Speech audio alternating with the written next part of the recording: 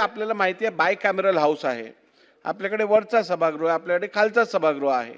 असं असताना बऱ्याचशा वेळेला मंत्र्यांना दोन्ही ठिकाणची कामं बघायची असतात. त्यातून उपमुख्यमंत्री असतील, मुख्यमंत्री असतील, त्यांना विविध विषयात वरच्या सभागृहातही बसायला लागतं आणि म्हणून बाय वे ऑफ अबॅन्डन्ड कॉशन आपण ती जबाबदारी इतर मंत्र्यांना देतो. असं असताना मला वाटतं यात काही गैर नाही आहे आणि त्यामुळे परत परत प्रत्येक अधिवेशनात हाच विषय आपण घ्यायचा, तेच रुलिंग माझ्याकडनं घ्यायचं, हे मला वाटतं उचित नाही. आपण आता पुढे जाऊया.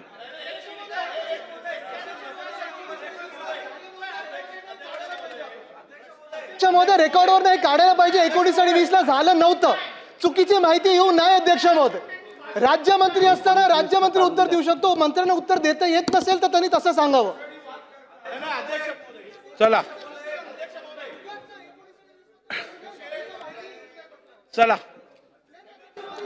सन्मान्य सदस्य आदित्य ठाकरेजी, या संदर्भातली माहिती गेल्या वेळेला पण दिली आहे आणि आपल्याला जर सुस्पष्ट माहिती ऐकूनच घ्यायची असेल तर ती पूर्ण वाचून परत दाखवायची तयारी आहे.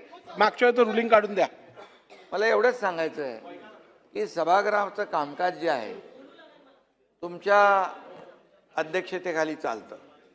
आज मी त्यांना सांगू इच्छितो की काल जो एक जोर का झटका धीरे से लगा है, त्यामुळे त्यांचं मानसिक संतुलन बिघडलेलं आहे. आणि दुसरी गोष्ट, मानसिक संतुलन बिघडलंय आणि त्यामुळे आता आणखी झटके लागणार आहेत.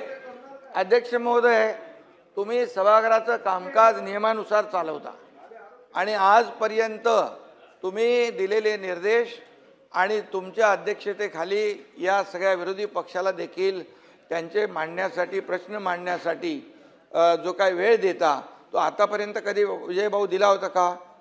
आणि दुसरी गोष्ट, राज्यमंत्री असतात, एखाद्या प्रश्नाला, एखाद्या लक्षवेधीला अतिशय व्यवस्थित न्याय मिळाला पाहिजे.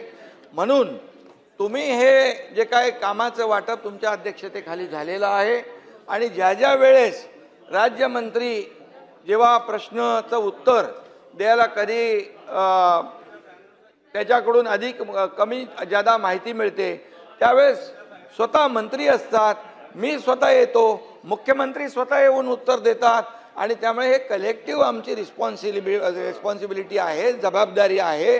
त्यामुळे काय आहे, आता काय झालं आहे, त्यांच्याकडे मुद्दे नाही आहे, ते डेस्परेट झालेले आहेत, फ्रस्ट्रेट झालेले आहेत आणि आता त्यांचं मानसिक संतुलन बिघडलेलं आहे.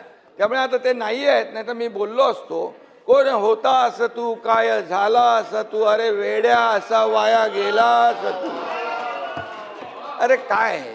त्यामुळे अध्यक्ष महोदय, त्यांना जे जे काही प्रश्नांचे उत्तर पाहिजे त्यासाठी सभागृहात थांबले पाहिजेत आणि म्हणून प्रत्येक प्रश्नाचं उत्तर द्यायला सरकार समर्थ आहे. बिलकुल आम्ही समर्थ आहोत. प्रश्न मांडण्याची जबाबदारी जी आहे ती त्यांनी पार पाडली पाहिजे.